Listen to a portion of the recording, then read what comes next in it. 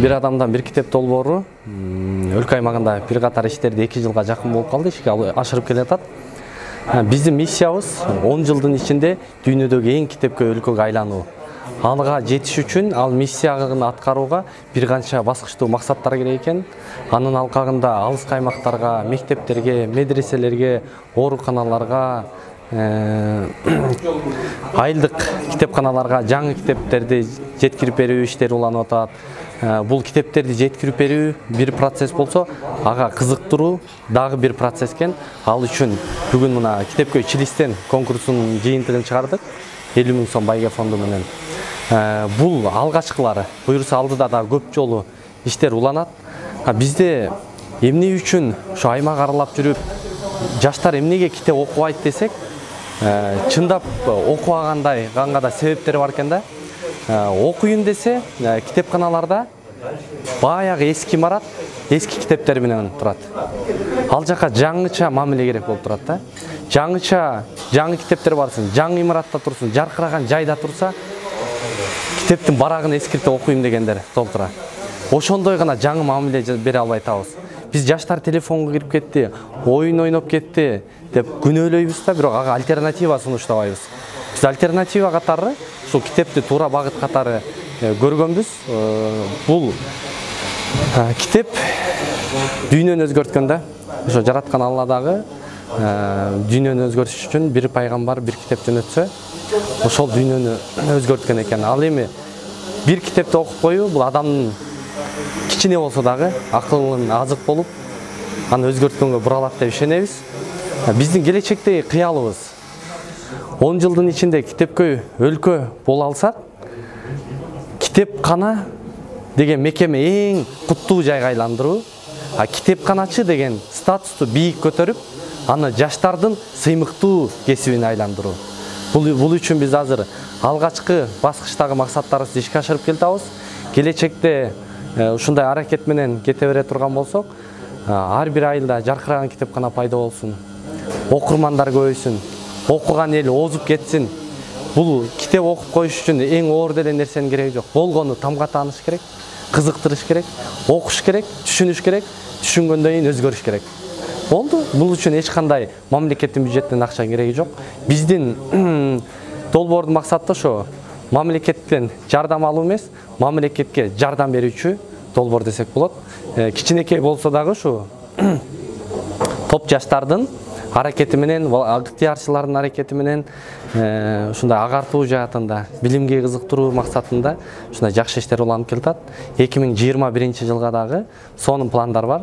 Чоң байге фонду менен китеп конкурстарын уюштуруу, жаштарды кызыктырыш үчүн жаңыча мамилелерди жасап, ошонун тактикаларын үйрөнүп атабыз, аракет кылып атабыз.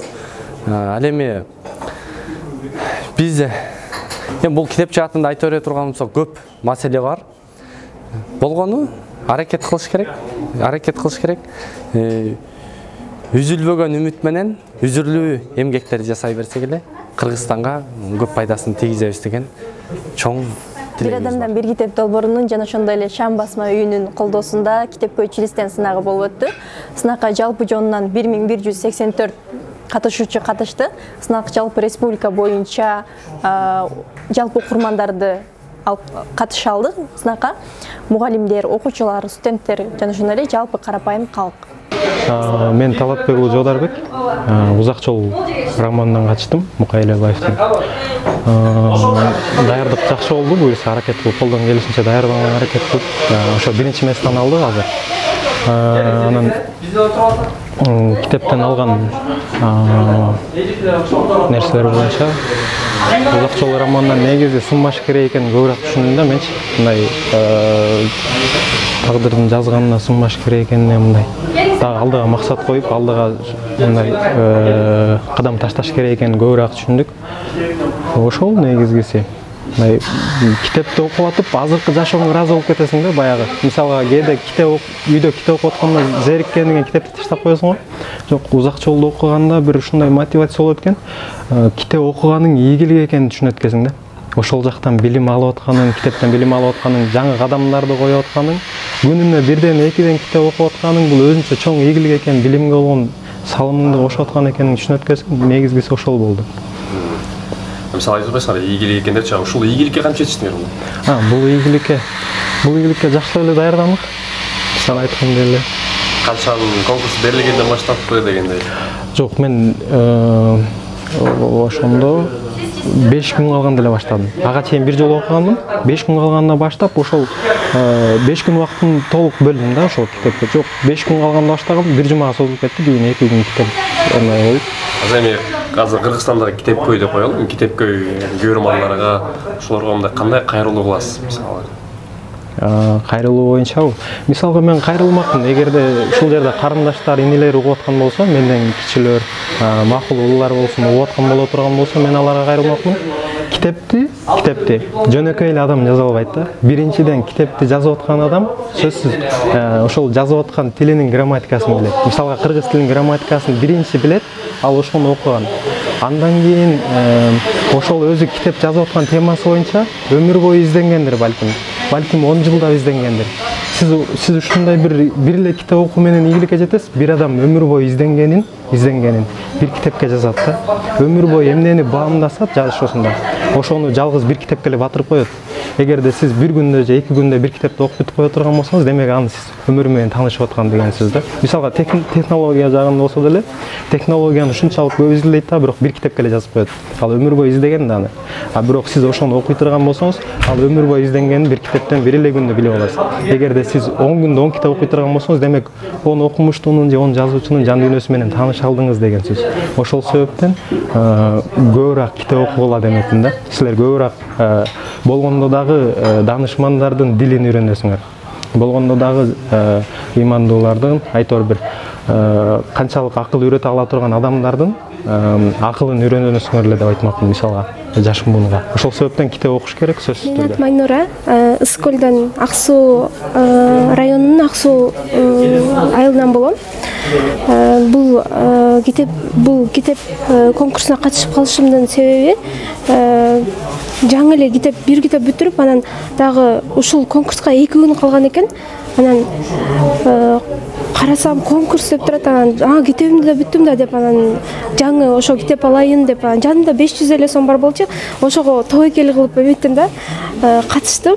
Мындай жөн эле мындай кызык болуп эле ушу 500 сом башка жакка кетип калбасын деп эле катышкан болчумун да. Туура нерсеге кетсин деп, анан 2 күндүн ичинде деп, анан бир күн окудум. Бир күн жакшы ушундай кирип алып, аябай жакшынакай болуп окудум да.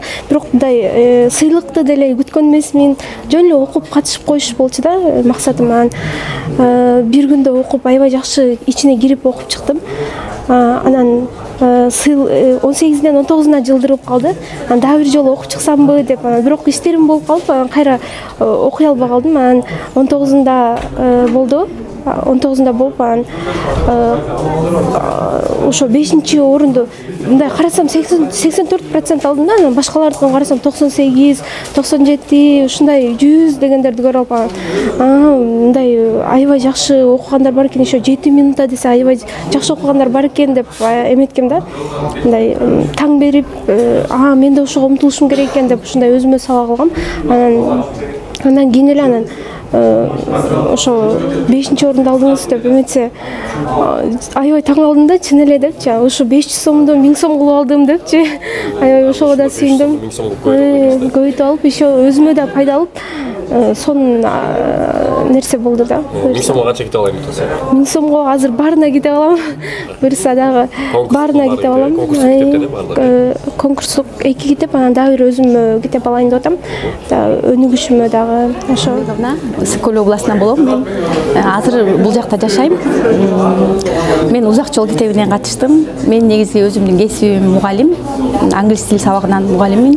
Бирок азыр шартка байланыштуу 6 жылдан бери бул жакта кафеде иштейм да. Кафеде повар болуп иштейм.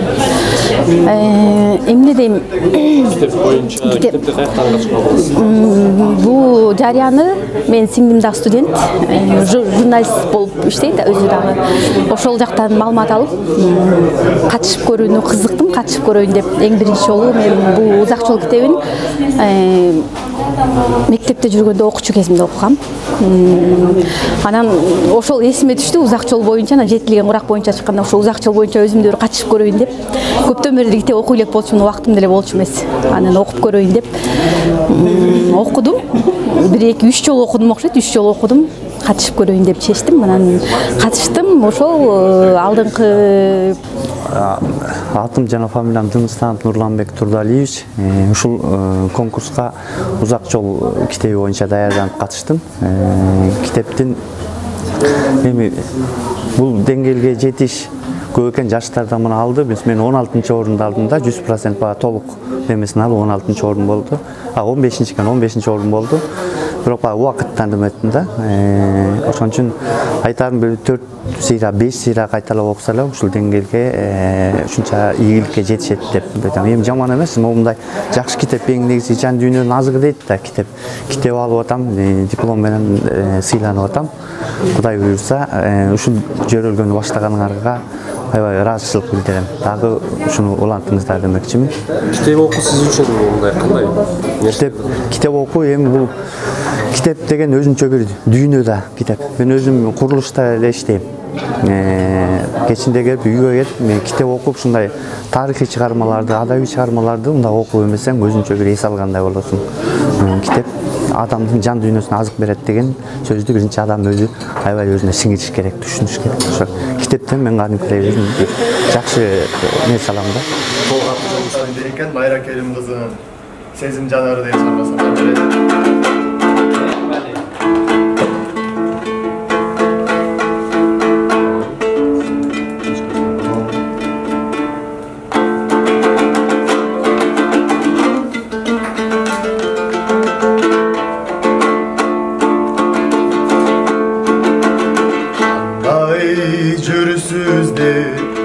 Сурап дарегим кадала түштү октой карегим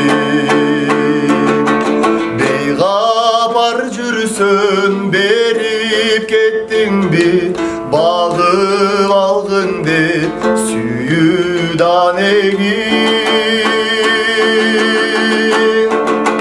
сезим жанарым селдей агарым сезим көлүнө батып барамын сагынган кезде санап кадамым сагынчымдай кел таркат безбен өзүңдү күтүп жүргөн кездеми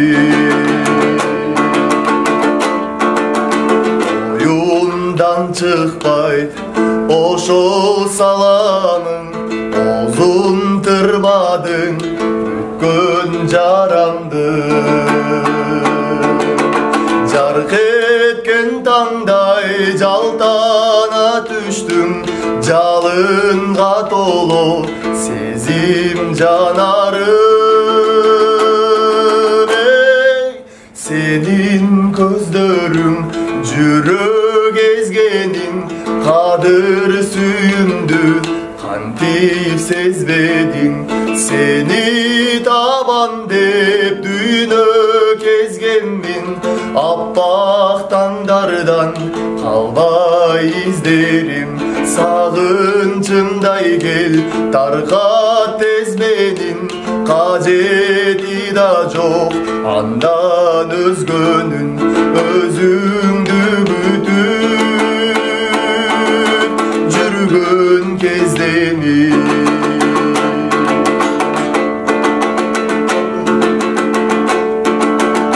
оюмдан чыкпайт ошол саламың озун тырмадың бүткөн жарамды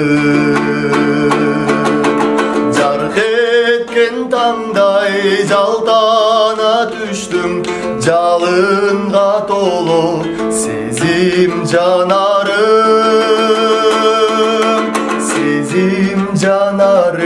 селдей агарым сезим көлүнө батып барамын сагынган кезде санап кадамым санага түштүм кайдан табамын кабарың мага айтчы карагым кусалык кысса кайдан табамын сагынчымдай кел таркат тез менин кажети да жок андан өзгөнүн өзүңдү күтүп